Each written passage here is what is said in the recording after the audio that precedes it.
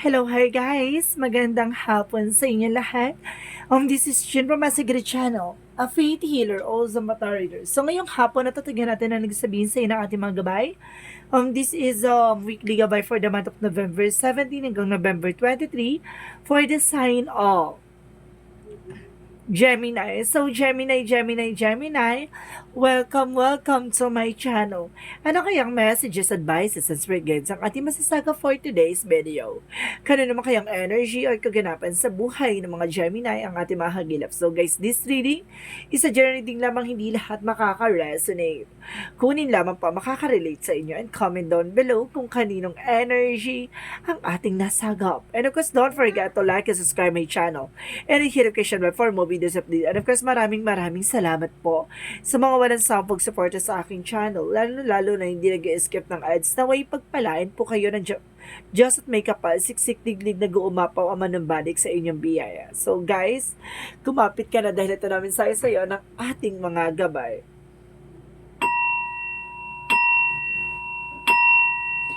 Angel Spirit Messages, bigyan mo ka ng pasabog-bulabog na mensahe para sa mga kapatid nating Gemini. Angel Spirit, give me information. Gemini. So, there's a Five of Swords, no? Ang lakas ng energy na naano ko dito. Kumbaga, there's a self-sabotage, no? Kaya kailangan maging aware ka. May mga bagay na nabibigyan ka ng information regarding sa kung ano man yan, trabaho, negosyo, hanap buhay. Kailangan maging aware ka. Hindi lahat ng mga achievements or something na plano mo, no, or ideas mo, ano ko, something information na regarding sa'yo, na kumbaga, hindi mo dapat yan, kumbaga, kinukwento. Kasi baka, some of you baka gamitin yan against sa'yo. So, let's see what is additional messages. There's an Ace of Wands.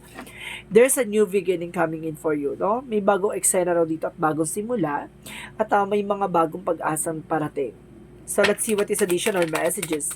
And of course, there's the full card. So, there's a leap of faith. Nandun na tayo sa leap of faith, no? Kumbaga, nagtitiwala tayo sa process and progress, nagtitiwala tayo kay God.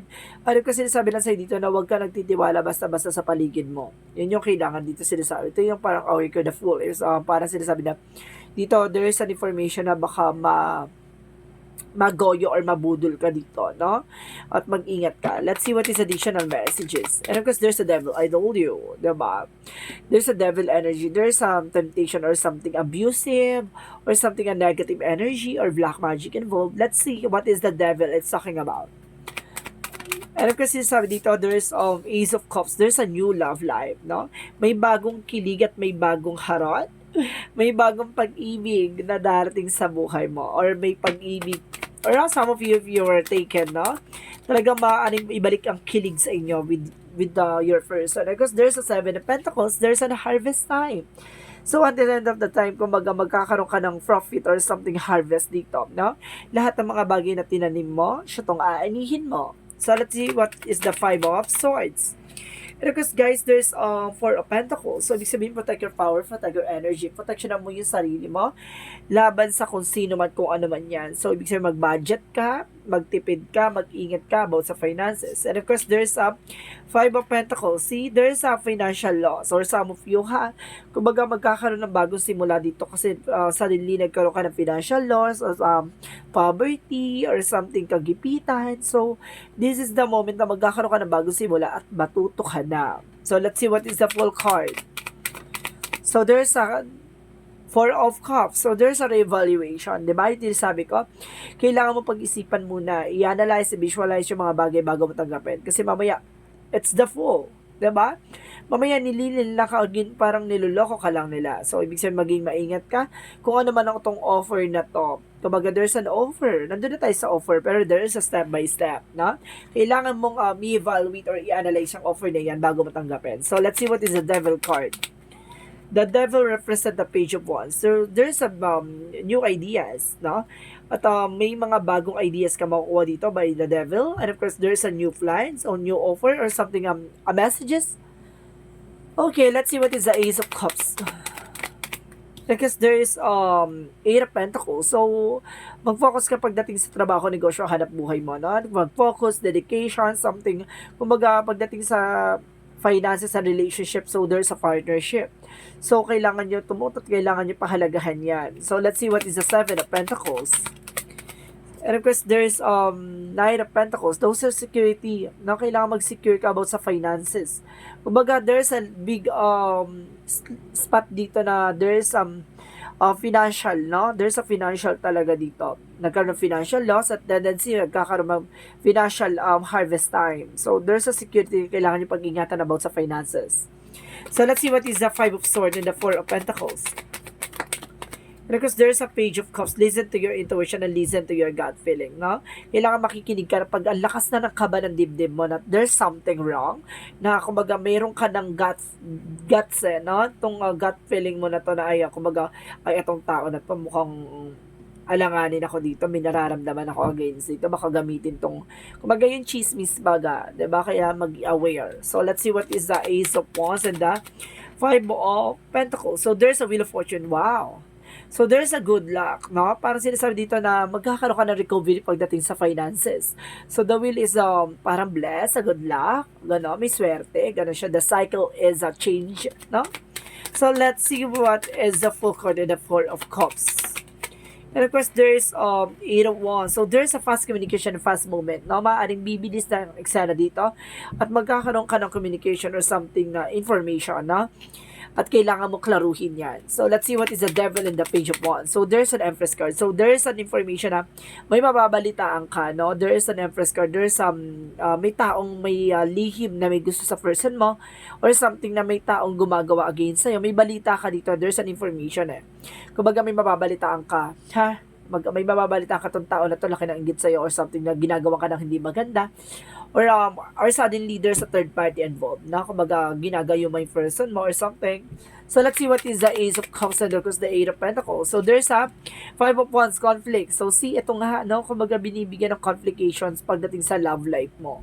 No, talagang maaring hinaharap to yung person mo. There's a competition sabihin na maaring mukhang nagkaroon ng kalayguyo or something, kalandian yung asawa mo or some of you guys, there's a Five of Wands pagdating sa negosyo, may kakopetensya ka din.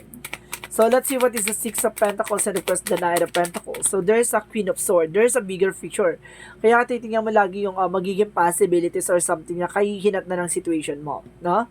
So, let's see what is the outcome. Lalo pagdating sa finances, kailangan maging aware ka. See, there's a Seven of Swords. There's a cheating lying on you, no? So, some of you, if you are yung partner mo, baka nagsisinungaling behind your back. There's a sneakiness, and there's a third, kumbaga, there's a cheating, lying, no? And of course, there's judgment, a wake-up call. See? Kumbaga, there's a awakening. So, parang ginigising ka sa katotohanan na, wag kang syusyunga-syunga. Or, kuya, wag kang tatanga-tanga dyan. Yung asawa mo may kaharutan or may kalandian, diba? Ganon. Parang there's an information na merong, kumbaga, may hinahatid sa yung mensahe na kumbaga, nagkakaroon ka na ng gut feeling doon na mayroong something na nagsisinungaling behind your back. And of course, there's high physics. There's a hidden agenda and hidden enemies. So, ibig sabihin dito, meron ka talaga, meron tinatago sa'yo at maaari mong ma-reveal at malaman, no? Let's see what is the Yin and Yang Oracle card.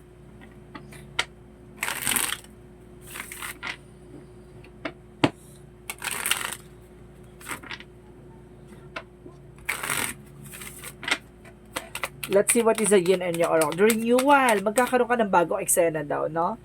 At bagong simula. And of course, there's a breakthrough. Magtatagumpay ka sa larangan ng negosyo o trabaho. And of course, there's a control. So, ibig sabihin dito, maaaring hindi mo na control or something, hindi mo na manage or something, hindi mo na bantayan or something na wala kang kaalam-alam na ngayon ay kailangan mong kontrolin, diba? At kailangan mo i-manage. There's a tactics, no? So, let's see what is the Love Oracle card. There's a Love Oracle card. There's a Love Call. So, I told you, may matatanggap kang tawag or something. And of course, there's a Coffee Cup. So, there's some messages and self-indulge, no? Mag-focus ka daw sa sarili mo. And of course, sa dito, kailangan mong time to heal, no? Kailangan mong pagalingin yung sugat ng kahapon at nakaraan. So, let's see what is the magical messages for fairies. So, let's see what is the magical messages for fairies. There's a spring. Your desires fully manifest at the flowers begin to bloom. Ibig sabihin dito, there's a spring, kumbaga, spring season, no? Kumbaga, magbo-bloom na, kumbaga, mamumukod ka na yung mga bulaklak. Ganun yung finances mo, a transformation. So, let's see what is Archangel Michael messages for you. What is Archangel Michael messages for you? So, this situation is already resolved. So, some of you na solusyonan na yung mga problema pinagdaanan mo, ha? Kumbaga, nangyari na. And of course, there's you and your loved ones are safe. So, pagdating naman sa mga mahal mo sa buhay ay safe naman daw.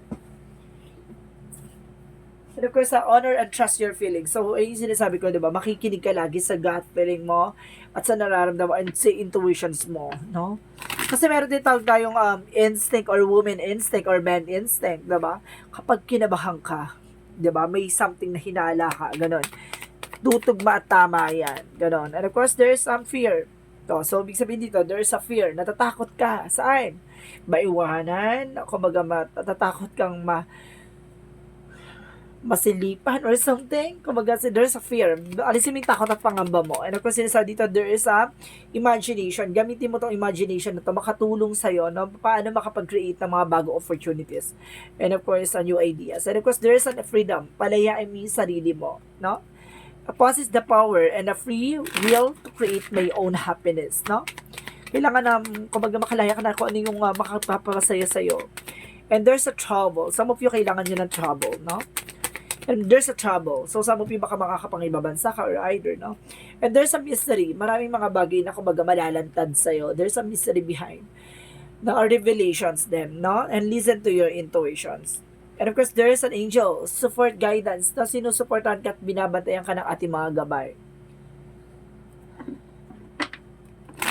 So, let's see what is the Monsology. Take time to breathe out. So, ibig sabihin dito, kumbaga, kailangan mo ng oras, no? Para huminga na malalim. At kailangan mo ng oras para, kumbaga, makapag-isip. Ganon. And of course, there's your dreams need a practical plan. So, kung gusto mo yung pangarap mo, no? At kailangan mo maging practical as soon as possible. And of course, hold your vision, no? Tama yung hinala mo talaga. Hold your vision. Tama yung nakikita mo, tama yung nararamdaman mo. There's something wrong behind. So, let's see what is the energy.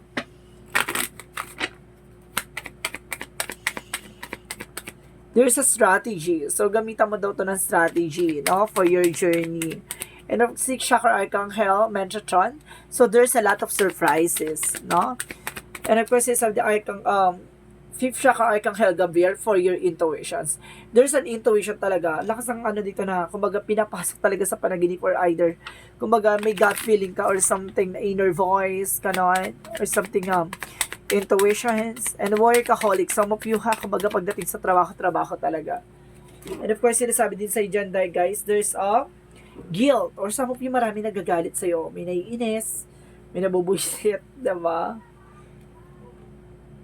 So, let's see what is additional messages.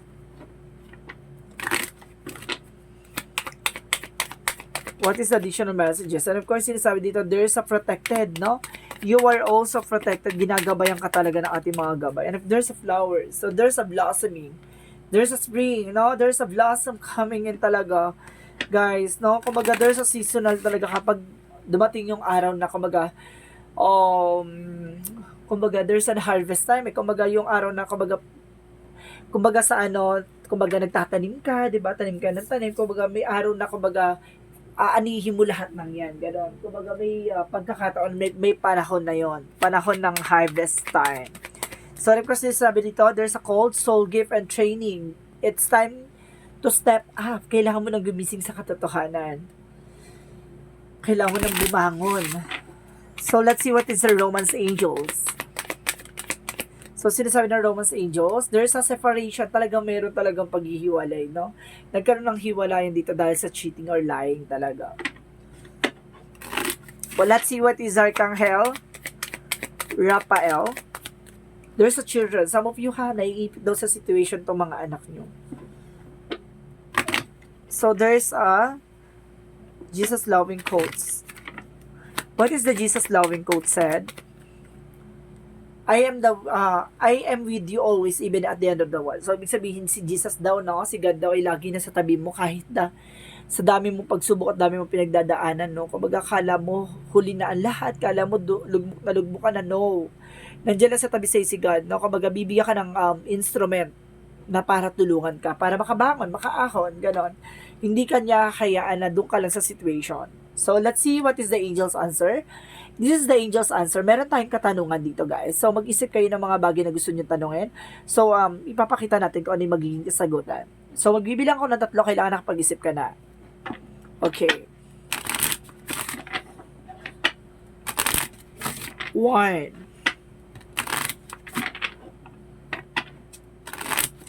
2,